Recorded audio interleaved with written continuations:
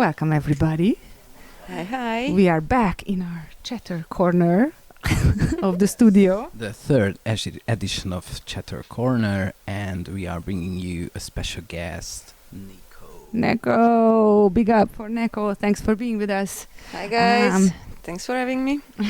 She's here because today we want to talk about art and visionary art, visual arts at the festivals. So thanks for coming. Let's kick it off. And we need to say that Neko is responsible for the art department of and managing the Ozorian Art Cathedral Mirador. The Mirador. So yeah, maybe let's just start a little bit of background history of the place and how did you came into the picture of Ozora?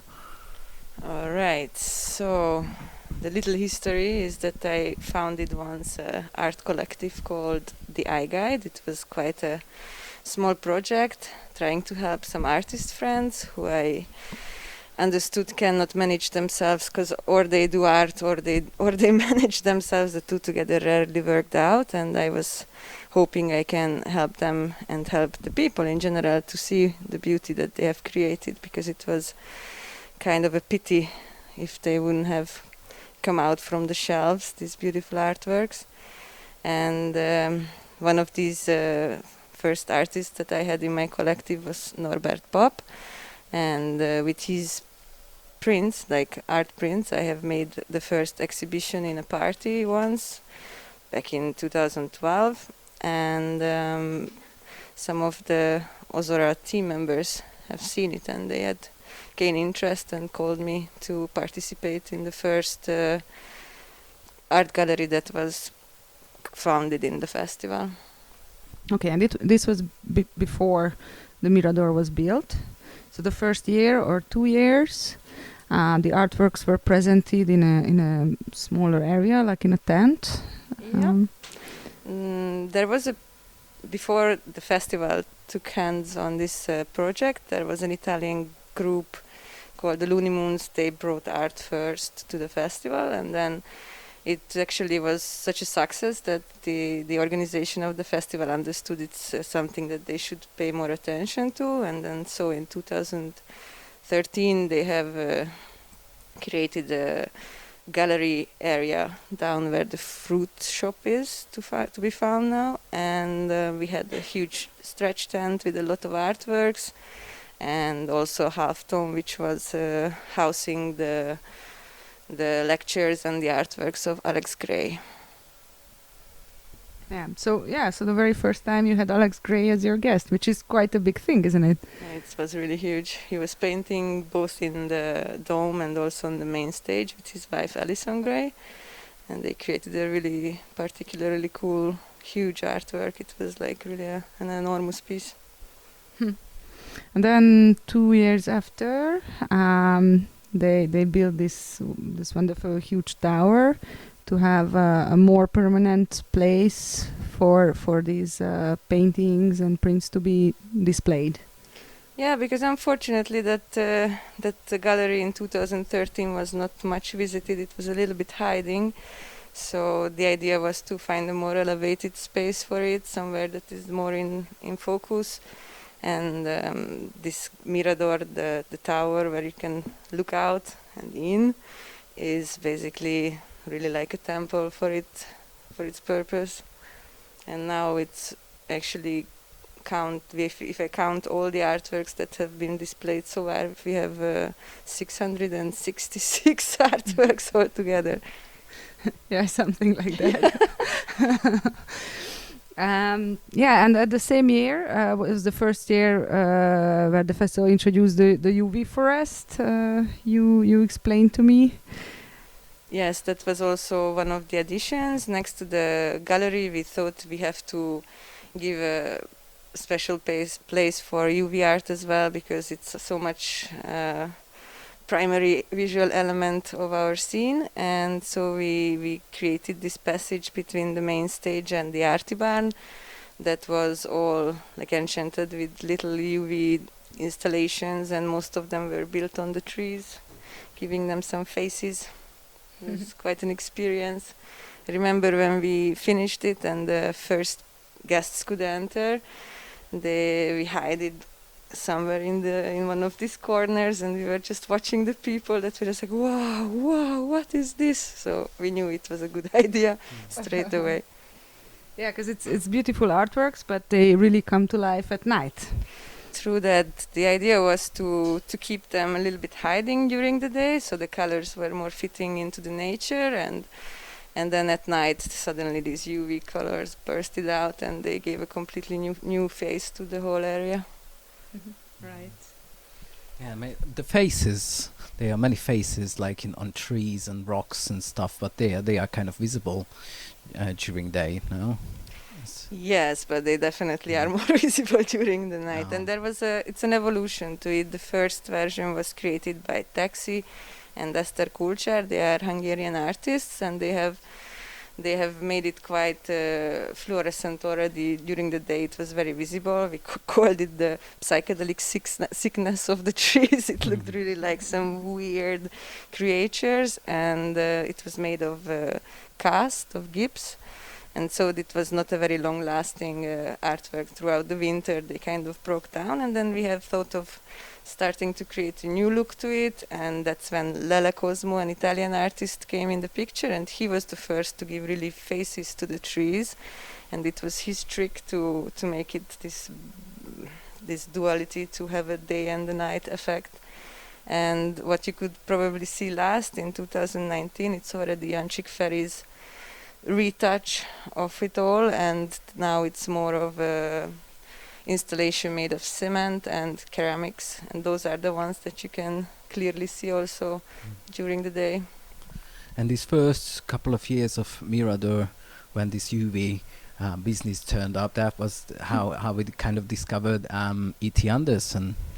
Yes, true that. In 2014, when the Mirador was built, he was the artist that gave a special decoration inside the Mirador, and it was all, he's a UV artist, so it was all pretty much defined by those colors and by this UV effect in the middle. And it went so well that for the following 2 years he was the artist making decoration for the dome, and that's something I think many of us remember as one of the most beautiful ones. Absolutely breathtaking what he did, what he created, this sort of living universe, wasn't there? Like layers of realms. Yes, yeah. True. Yeah, absolutely magnificent what he's creating. And actually some of these works that were hanging in the dome, we have reinstalled in the fluorest. So all these ceilings that you could see while passing through the fluorest were partially from those decorations, some of these layers.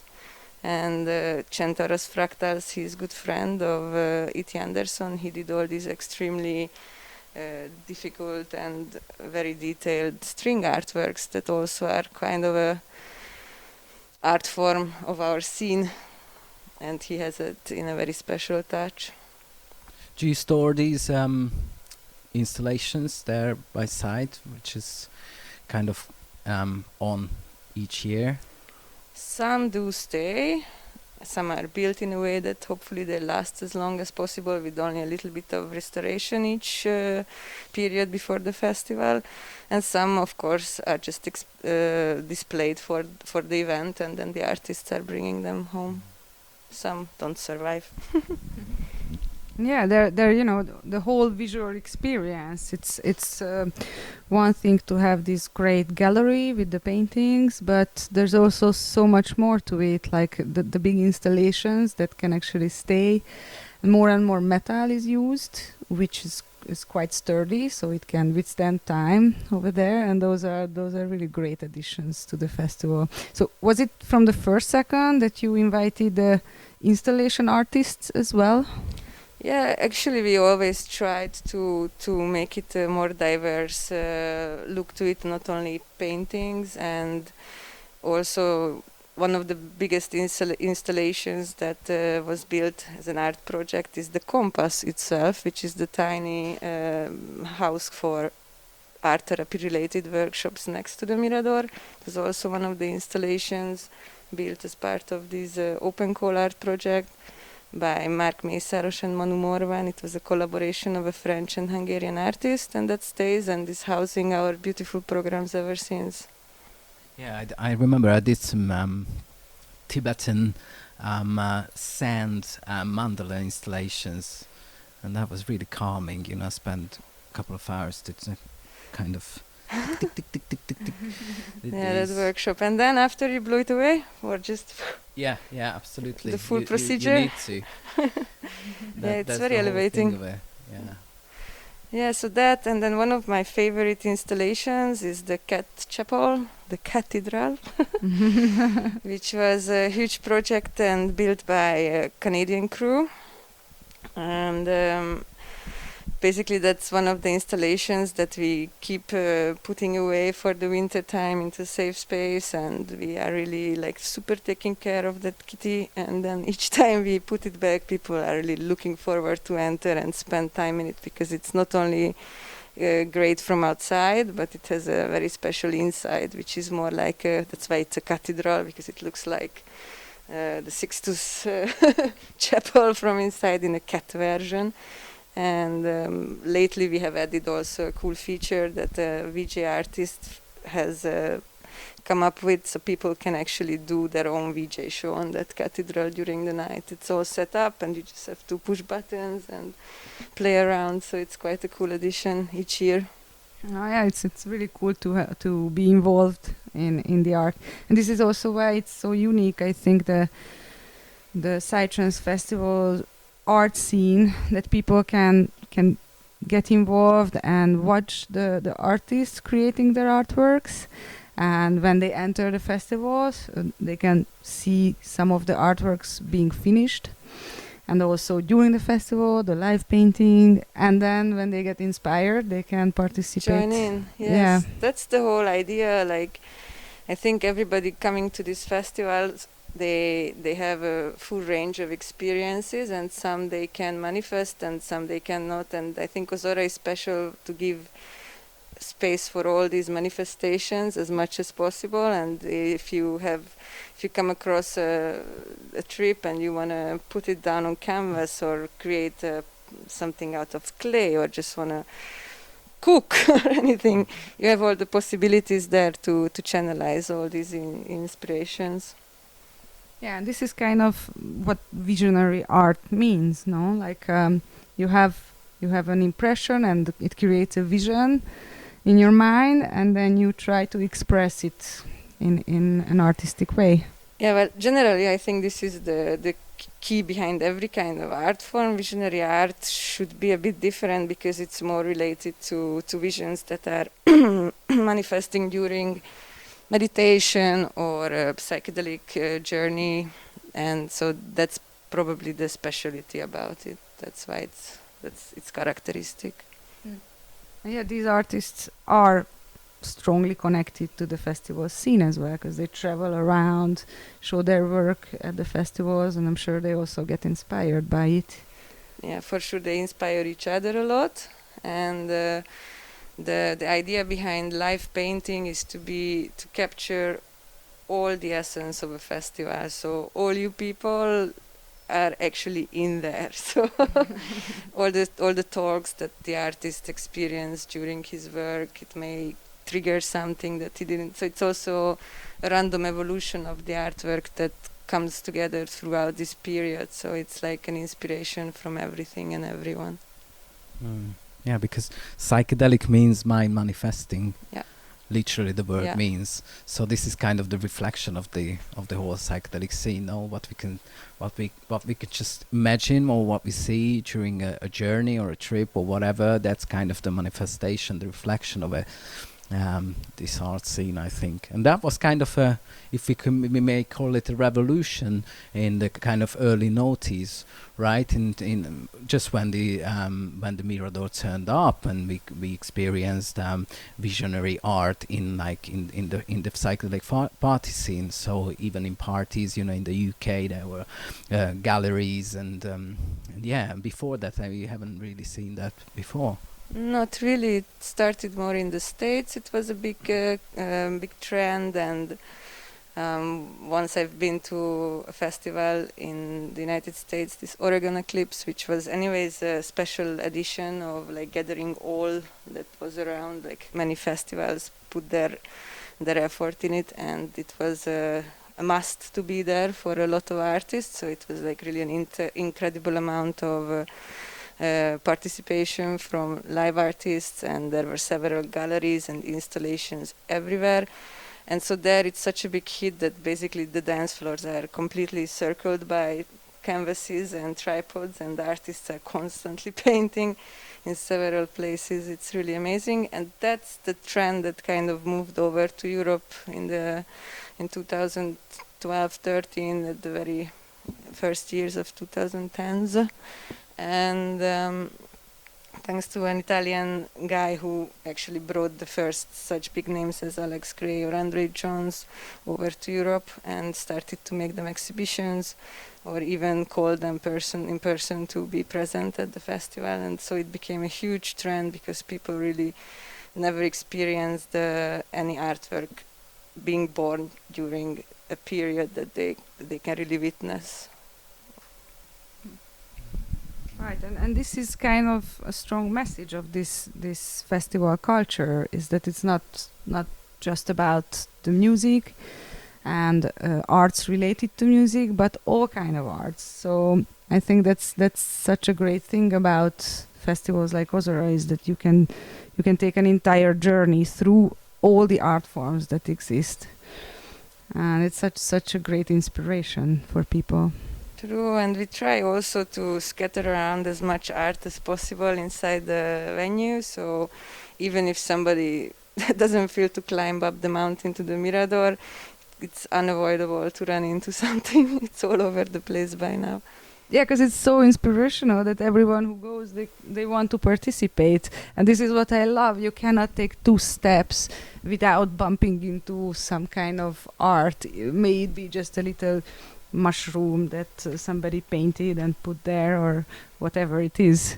Yeah, and it's also a really good feeling, no? It's just like you're just, walking around and tripping around, and somebody's actually creating, Exactly. It always makes me feel like, right, maybe I should do something, I'm just just walking around, people are kind of working, and expressing themselves. Many times I saw that, they just simply join in, and we have the Mirador crew, and one of their job is to, if anybody is asking for help for having material to start working, they should straight away supply them. And so we often find completely kind of unexpected new artists popping up around the Mirador, sometimes as super talents, and I'm really happy to see this evolving this way.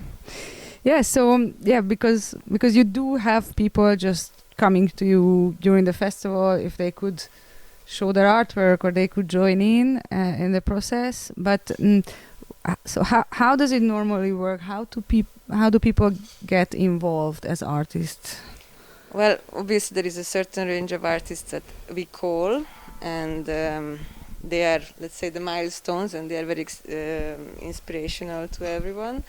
And then there is the so-called open call for visual artists, and that is the main gate to enter with any idea, if it gets accepted. But we have quite a huge number of participants that come through the open call, sometimes even around 70-80 art projects, so it's really huge.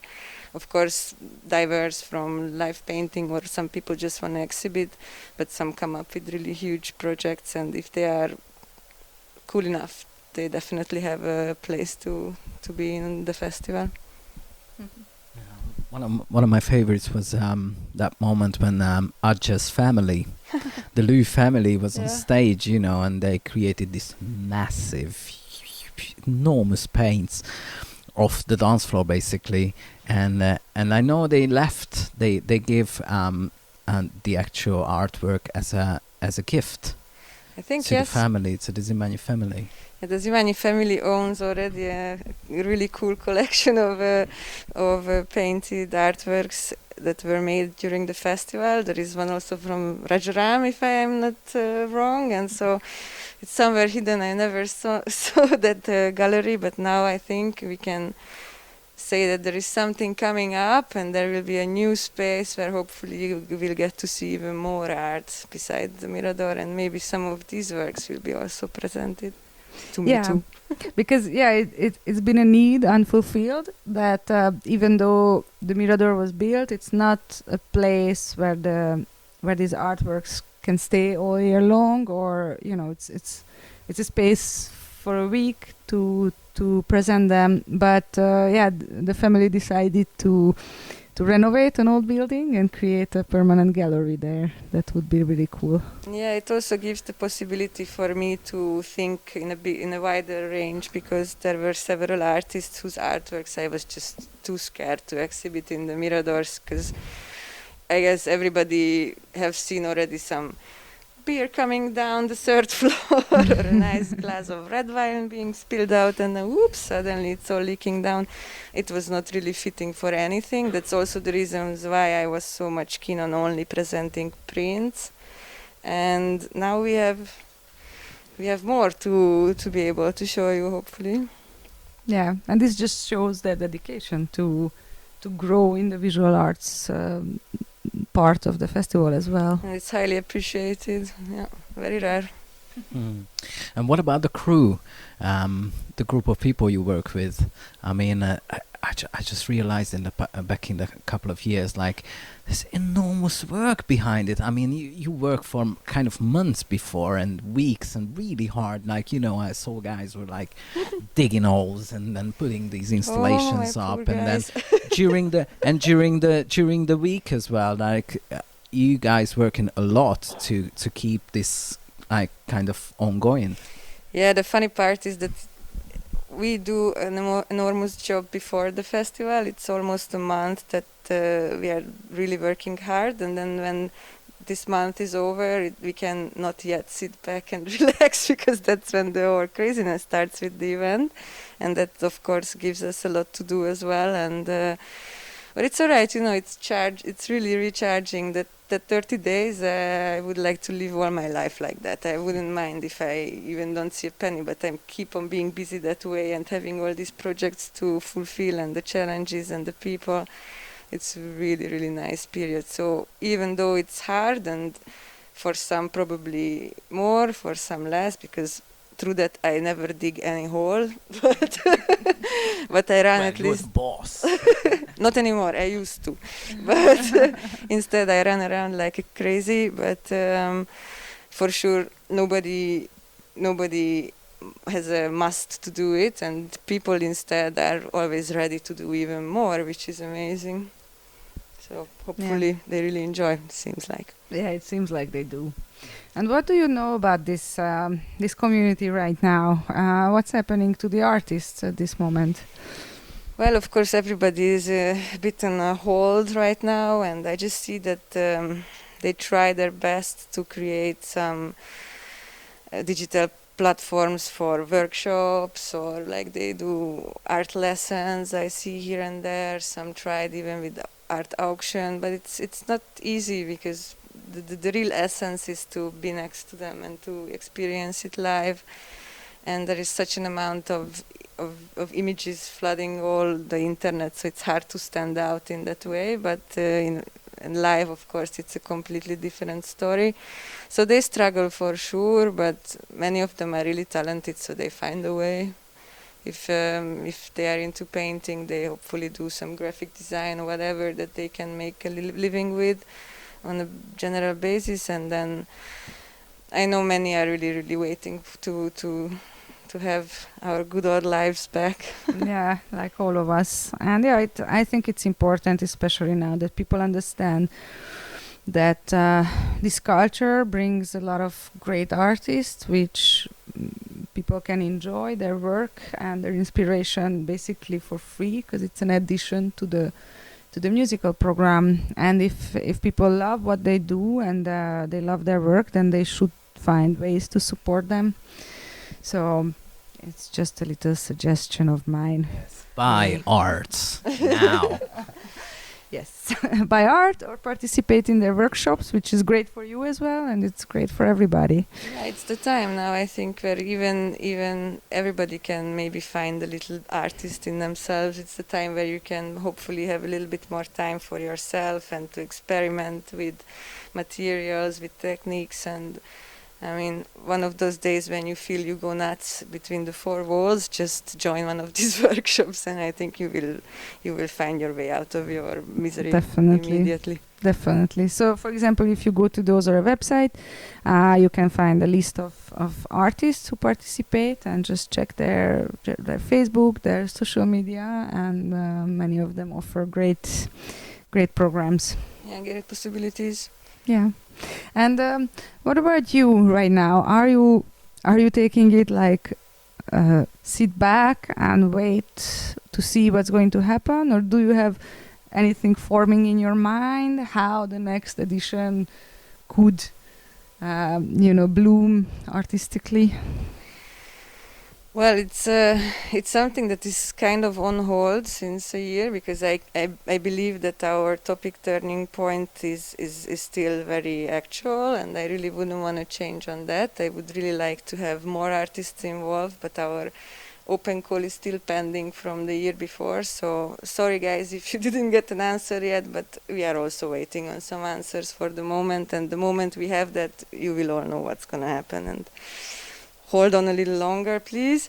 So yeah, as soon as that works out, and I hope we can even give some more space for application in time, and so we can have a little bit more variety of artists to present than what we have so far. And already so far really nice stuff came in. I'm very happy. I can't wait to share it with you.